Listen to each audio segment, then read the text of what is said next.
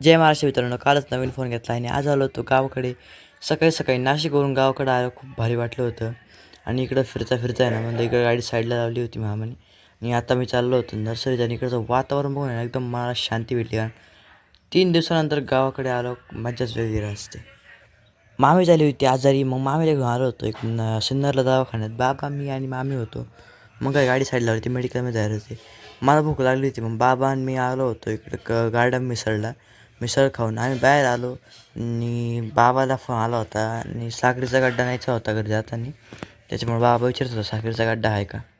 इकडे एका किराणा दुकानात आलो होतो, पण इकडं काय साखरेचा गड्डा उपलब्ध नव्हता. मग बाबा म्हणत होता चल दुसऱ्या दुकानात बघू.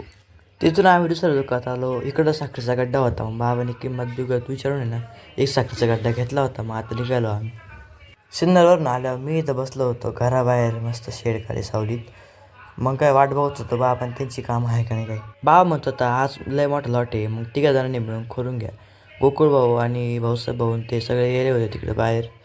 मग काय मी पण थोडा वेळ थांबलो होतो, त्यांची वाट बघत होतो. बघूया लॉट कधी खोलायचं आहे ते. त्यांचं साफसफाईचं काम चालू होतं. मग ते म्हणले तू घरी जाऊन थोडं जेवण वगैरे ये, थोडंफार नाश्ता बिष्टा करून मस्त बसून ये, मग आपण लॉट करू. मग मी चाललो होतो इकडे घरी, पण तेवढ्यात आपल्याला शिरू दिसला. मग शिरूसोबत खेळत बसलो. बाकी लॉट खेळायचा होता. मग मी आलो होतो नर्सरीत आणि तिघांची वाट बघत होतो मी. मग काय ते येत होते तिकडून वरतून. बाबा इथं बाकी पुढ्यांनो आहे ना नावं टाकीत होता. कारण आहे ना जे लॉट बिया टाकलेले आहे ना, त्यांना पुढे चिपकावं लागतं. त्याच्यामुळे बाबा त्यांच्यावर नाव लिहित होता. मामाचं फवारी करायचं काम चालू होतं, त्याच्यामुळे इथं पंप भरला कोणीच नव्हतं. मग मी इथं बसलो होतो, कारण पंप भरून द्यायला लागत होतं तिथे.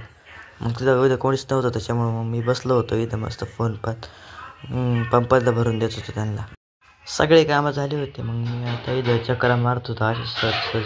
थोड्या वेळ शेरूसोबत खेळत होतो आणि आता चक्रा मारत होतो थोड्या वेळ.